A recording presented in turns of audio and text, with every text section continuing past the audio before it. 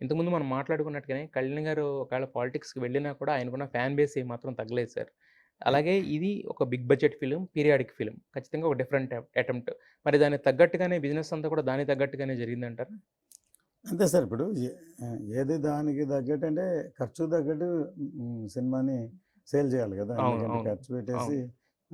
ఊరికే ఇచ్చేయలేం గదా! సో, అందరికి వాళ్ళకి గూడా ఈ ట్రైలర్ వచ్చాక సినిమా ఏ రేంజ్ అన్న అంచనాలుంటాయి గదా! హ్మ్. ఇంకా హ్మ్. క్లోజ్ చేయాల్సినవి ఆ! ఉన్నాయంటారా? ఉన్నాయి. ఉన్నాయి. జరుగుతుంది. అయితే ఇందులో 'నిధి అగర్వాల్' హీరోయిన్.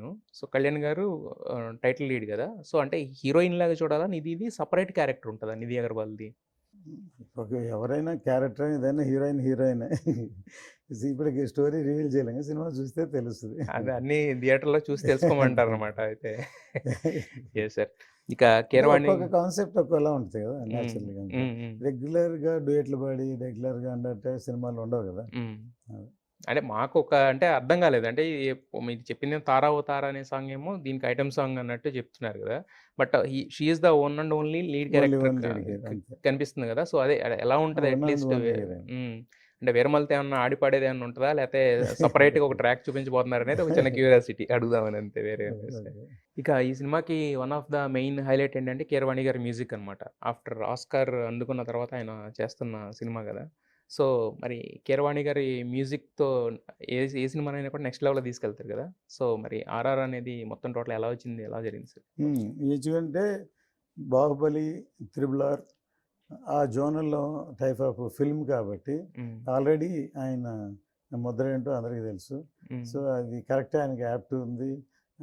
అందువల్ల ఆయన బ్రాండ్ ఈ సినిమాలో కనిపిస్తదండి. హ్మ్. అందుకనే కీరవాణి గారు చేస్తేనే బావుంటది. కీరవాణి గారికి నాకు ఫస్ట్ 30 ఇయర్స్‌గా తెలుసు. కానీ సినిమాగా చేయలా ఫస్ట్ టైమ్. హ్మ్. ఆయన చక్రవర్తి గారి దగ్గర వర్క్ చేసేటప్పటి నుంచి ఆయన పరిచయం. హ్మ్. కానీ ఫస్ట్ టైమ్ ఈ సినిమా ఆయనే కావాలని అనుకున్నాను. హ్మ్. ఆయనైతేనే ఈ సినిమాకి చేయగలరని. హ్మ్.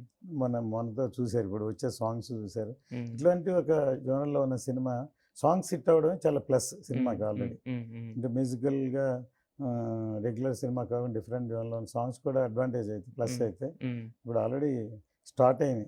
యెస్. యెస్. సాంగ్స్ బాగా మొత్తం రీల్స్ అన్నిట్లో మన కనిపిస్తున్నాయి బాగా. ఇక్కడ తెలుగు కాదు. ఇప్పుడు తమిళ్‌లో బాగా ఫైర్ అవుతున్నాయి. హిందీలో ఫైర్ అవుతున్నాయి. యెస్. యెస్. నాకు మెసేజ్ ఫోన్‌లో వస్తున్నాయి. హ్మ్. సాంగ్స్ హిట్ అయినాయని. హ్మ్. సో, మ్యూజిక్ హిట్ అయితే ఇంకా రికార్డింగ్ ఆయన గురించి చెప్పక్కర్లేదు. చెప్పక్కర్లేదు.